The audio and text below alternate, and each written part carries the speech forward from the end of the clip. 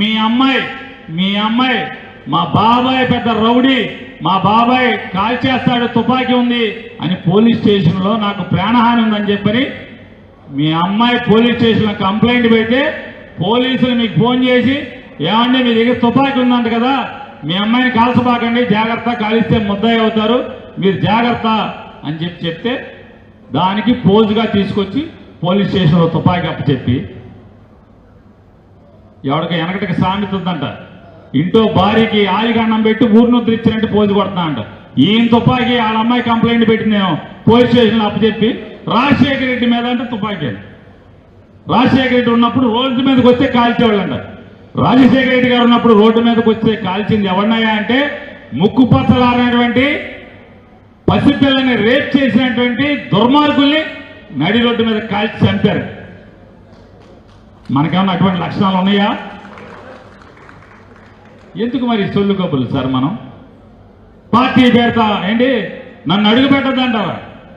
గతంలో ఒక మీటింగ్ ఆపితే కొంచెం లా అండ్ ఆర్డర్ ప్రాబ్లం వస్తుందని చెప్పని ఆంధ్రప్రదేశ్లో జగన్ గారు సీఎంగా ఉన్నప్పుడు మీటింగ్ ఆపితే మీరు చూసే ఉంటారు, మాట్లాడాడు, ఏ జగన్ నువ్వెవడి, అంబేద్కర్ నాకు ఇచ్చాడు. ఇప్పుడు అక్కడ వీళ్ళు ఏమంటాడు, రేవంత్ రెడ్డి గారు అంటే నాకు చాలా అభిమానం, కేసీఆర్ అంటే నాకు ఇష్టం, వారి అమ్మ మరి అక్కడే ఎవడు అలాగా. జగన్ లోకువా. ఎందుకు లోకువా? ఇక్కడ నీకు ఆస్తులు లేవు, ఇక్కడేం ఆస్తులు లేవు. జగన్ తిడితే వైసీపీ వాళ్ళు అందరూ నిన్ను తిడతారు కాబట్టి వెంటనే మన కులం అంతా కూడా అమ్మో మా వాడిని తిడతారా, మాకు ముఖ్యమంత్రిగా ఉన్న అవకాశం ఉన్నాడు ఒక్కడే ఆయన తిడతారా మీరని వీళ్ళందరూ కట్టడైపోవాలి. అక్కడికి వెళ్తే ఏమవుద్ది, మొత్తం ఆస్తులన్నింటికి దెబ్బడిపోద్ది. అంతే కదా. హైదరాబాద్లో మరి రేవంత్ రెడ్డి మీటింగ్ పర్మిషన్ ఇవ్వలేదు, ఏమన్నా అనాలిగా, ఏ రేవంత్ నువ్వెవడివి, అంబేద్కర్ నాకు ఇచ్చాడు అరవాలిగా. రేవంత్ రెడ్డి అంటే నాకు చాలా అభిమానం, కేసీఆర్ అంటే నాకు ఇష్టం. మరి ఎవడికి ఎందుకు వెళ్ళావు మీటింగ్? ప్రెస్ మీట్ 45 నిమిషాల ప్రెస్ మీట్ ఎవరి కోసం? యూట్యూబర్స్ కోసం, విలేకరుల కోసం, నాగేశ్వర కోసమా? దానికి హైదరాబాద్లో ప్రెస్ మీట్ పెట్టాలా? అంటే పవన్ కళ్యాణ్ గారు ఒకటి గుర్తుపెట్టుకోవాలి సార్, డిప్యూటీ సీఎం సార్, మన భాగవతం అందరికీ అర్థమైపోయింది. ఇక మోసం పిఏ గారికి అర్థం కానీ పిఏ ఫోన్ ఎత్తట్లేదు కదా అని చెప్పి సిగ్గేస్తూ ఉంటాం, పక్క మనసు తోచేస్తా పిసిగా పిండేస్తూ ఉంటుంది. గవ్వ బండి వేసుకున్నా కారు వేసుకుని ఆడి దగ్గరికి వెళ్తారు పిఏకి.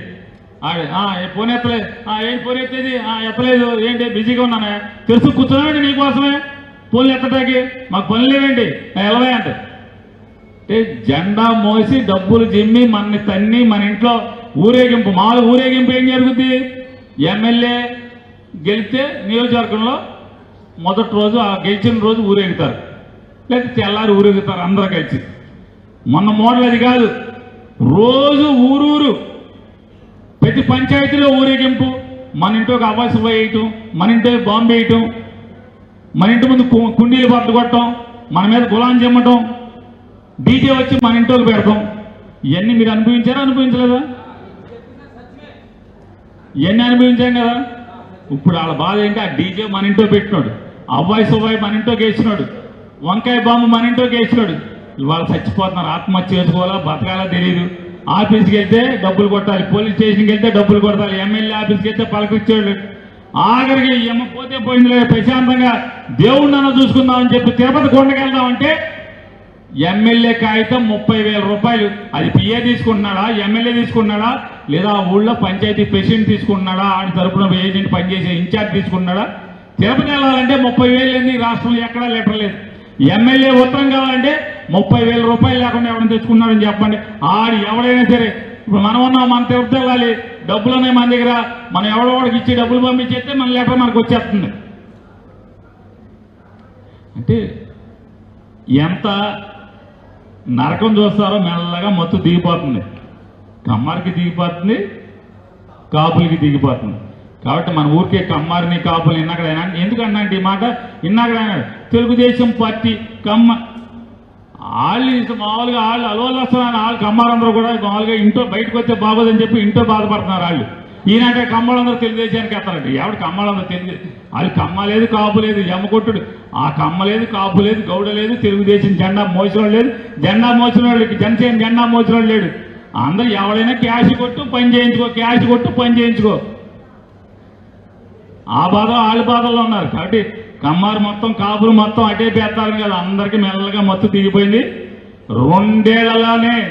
రెండేళ్లు తిరగకుండా కాళ్ళు ఎత్తిన దివాళా తీసిన ప్రభుత్వం నారా చంద్రబాబు నాయుడు ప్రభుత్వం. పిచ్చుకొక్క స్టోరీ మీ అందరికీ తెలిసే ఉండొచ్చు. జనరల్ గా పిచ్చుకొక్క ఏదైనా ఒకటి పిచ్చిపట్టిన కుక్క సహజంగా ఒక మంచి కుక్కకి పిచ్చి పట్టినప్పుడు అది బిహేవ్ చేసే పద్ధతి అలా ఎలా ఉంటుందో మీ అందరూ చూసే ఉండొచ్చు. ఎలా పడితే అలా అరుచుకుంటూ ఏది పడితే అది చేస్తూ ఎవరిని పడితే వాళ్ళని కరుస్తూ రక్కుతూ వెళ్తూ ఉంటుంది.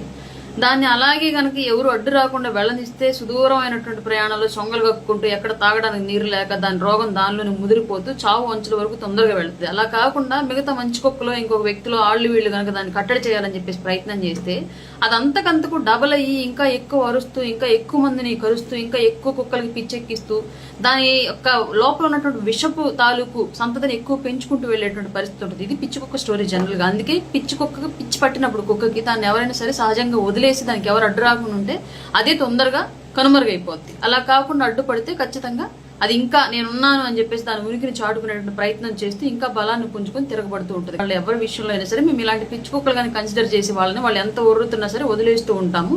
వాళ్ళని అనవసరంగా మేము వాళ్ళని టార్గెట్ చేసి వాళ్ళని మాట్లాడే పెద్దవాళ్ళని చేసే ఉద్దేశం మాకు ఉండదు. కాబట్టి